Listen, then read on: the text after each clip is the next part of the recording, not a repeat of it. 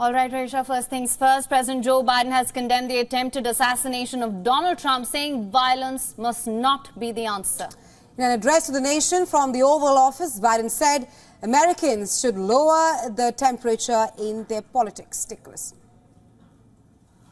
My fellow Americans, I want to speak to you tonight about the need for us to lower the temperature in our politics. And to remember, while we may disagree, we are not enemies. We're neighbors, we're friends, co-workers, citizens, and most importantly, we're our fellow Americans. We must stand together. The president asserted that the political rhetoric in the country has gotten very heated and it's time to cool it down. Biden also recalled the attack on former Speaker Nancy Pelosi's husband last year and the alleged kidnapping plot of Michigan Governor Gretchen Whitmer. Biden noted in this situation the upcoming elections will be a time of testing. But politics must never be a literal battlefield, and God forbid, a killing field. I believe politics ought to be an arena for peaceful debate, to pursue justice, to make decisions guided by the Declaration of Independence and our Constitution. We stand for an America, not of extremism and fury, but of decency and grace.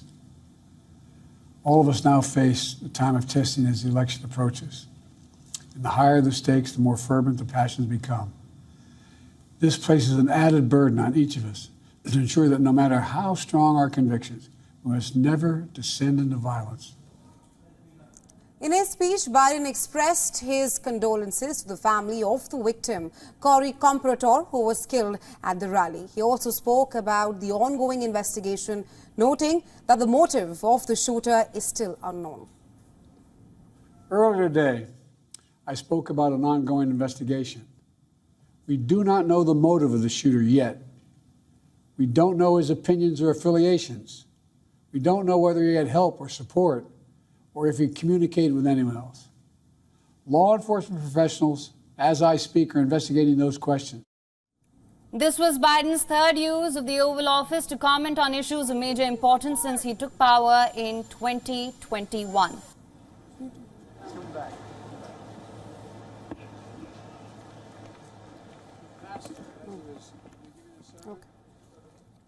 said, when I was raised in my Ukrainian... And now for more on this, we're being joined by our Voice of America correspondent, Jessica Stone. We're also joined by Dov Zakim, Senior Advisor at Center for Strategic and International Studies, and also the former Undersecretary of Defense in George W. Bush administration. He is joining us live from Washington, D.C. Thank you so much for joining us. Now, sir, I want to come to you first. Of course, former U.S. President Donald Trump has landed in Milwaukee, this merely a little over 24 hours after the assassination attempt. Now, I just want to understand, what's your assessment of what the mood is like in the RNC and in the United States? Is that of unity, anger? How do you think this will impact the discourse surrounding the elections as well? Well, I think most Americans are shocked by what happened. What's interesting is that the three major newspapers in this country, the New York Times, which leans left, the Wall Street Journal, which leans right, and the Washington Post, which is moderately left, have all said the same thing in their editorials, namely that everybody has to calm down, just as the president said. The real problem here is not the vast middle that we have in this country, whether Republican or Democrat or independent. The real problem are the extremes on both sides. And the question is, are those people even listening to what the president, or for that matter, Mr. Trump, who's talked about unity, have said today? That has been the fundamental problem all along, that there are extremes here that simply excite everyone else and are total ideologues. And we've already seen this in the conspiracy theories that both sides are coming up with.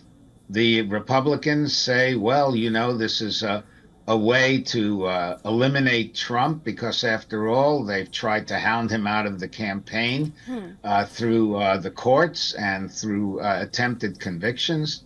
The Democrats, some of them, the extremists, are saying that this whole thing is a put-up job, that, in fact, there wasn't really an attack on Trump and it was just a way to make him into a martyr. those kinds of people who believe that kind of garbage, it's not clear to me that anything the president or Trump or anyone else who's responsible says to them will be listened to at all. Right, sir. Coming to you, Jessica, just a short while ago, we heard President Biden rallying around unity at the presidential speech from the Oval Office. Talk to us about how the assassination attempt on Trump is shaping the campaigning events for Republicans and Democrats. Well, there's two buckets, right? There's the rhetorical response and there is the security response at a minimum. And rhetorically, we saw President Biden use a rare primetime address, 6 minutes in length, to talk about uniting the country, to talk about lowering the temperature of the rhetoric of political discourse. And we've also seen Donald Trump call for that in some of his Truth Social posts. And he just gave an interview to a reporter at the Washington Examiner, Selena Zito, who was at the Trump rally in which he was attacked. And he told her that he's going to use his speech, according to her words in her interview, that he is going to use his speech at the RNC this week to talk about unity. And it's unclear how much of that was going to be in his speech already. Obviously, he has to make the case for why he can win, for why he chose his vice president, for why his policies are superior to his opponents. But to have that opportunity, to use that opportunity to talk about uniting the country, that will be a really interesting listen, I think, for the country to understand what he means by unity and what that looks like, according to Donald Trump. Right. Jessica, thank you so much for that. Just do stay on with us. Mrs. Hakim, coming back to you. Now, you've been the former Undersecretary of Defense in George W. Bush administration, one of the presidents who suffered who also was the victim of an assassination attempt in 2005. Almost a decade later, this is something that we're witnessing yet again. Now, I just want to understand, expanding on the point that you'd made earlier, how do you think political violence has reached its worst level? There's always this threat. How is there this persistent threat of political violence when it comes to campaign rallies? Well, I think there are a couple of things. First, you have people who are simply stirred up by the wildest theories that they consume. We don't know what motivated this young man. He seems to have been quite intelligent. He won a science prize in school just a couple of years ago. We still don't know what motivated him. But we've seen this over and over again. I mean, it began, of course, with in recent history, as opposed to, say, Abraham Lincoln. But in recent history, you've seen John Kennedy, you've seen Robert Kennedy, you've seen Martin Luther King, you've seen the attack on Gerald Ford, you've seen the attack on Ronald Reagan. This just doesn't go away. The gun control advocates, of course, say that a lot of it has to do with no control of guns. Those who oppose that, of course, say people kill people, not guns kill people. I don't think that debate is going to get resolved by this. And I can only hope that, as Jessica just said, that what Mr. Trump says echoes what Mr. Biden said, and hopefully enough people will buy into that so that to some extent the political rhetoric will calm down. I just worry that it might not happen. And I can point, for instance, to Senator Vance, J.D. Vance, who started blaming the Democrats and the media and President Biden. I mean, if you talk that way, you're not going to calm anyone down. Coming to you, Jessica, give us a rundown of the on-ground updates there. What can you tell us about the shooter, the victims, and the former U.S. President Trump as well? We do know that Trump has reached Milwaukee for the RNC convention. Yes, and he explained why he sort of reneged on his initial reaction, which was to take a 2-day break and come later.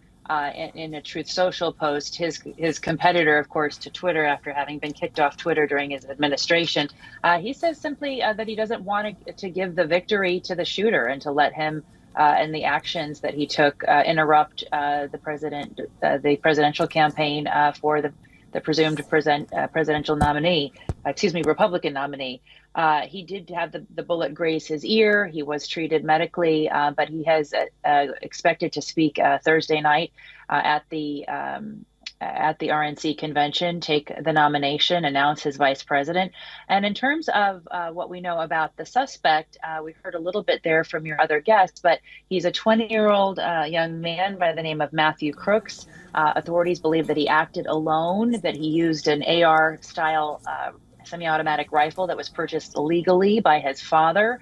That he had bombs in his car, that he had explosives in his car that have been found. And so it's unclear what else he was planning to do, how he was planning to use those explosives, if he had other weapons on him at the time. We still have a lot to learn about this young man. People have described him from his neighborhood and his employer as someone that was nice and quiet.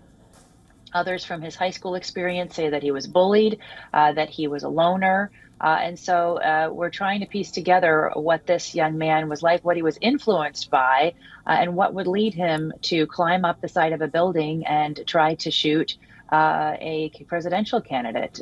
So a lot left to be on the offing. And President Biden has ordered an investigation. He called it an independent investigation. Right. It's unclear who will administer that investigation. But there are already a congressional investigation that has been ordered. And of course, the FBI is investigating the full extent of what happened. There's also been independent calls for an investigation of the Secret Service itself, what failures it had, not having its own sniper on that roof that day.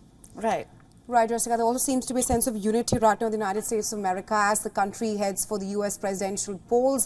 Thank you so much, Jessica, and thank you, Mr. Zakim, for joining us on World DNA with your insights on this. We'll, of course, be tracking the on-ground updates with you, Jessica, on the show. Of course. Thank you very much.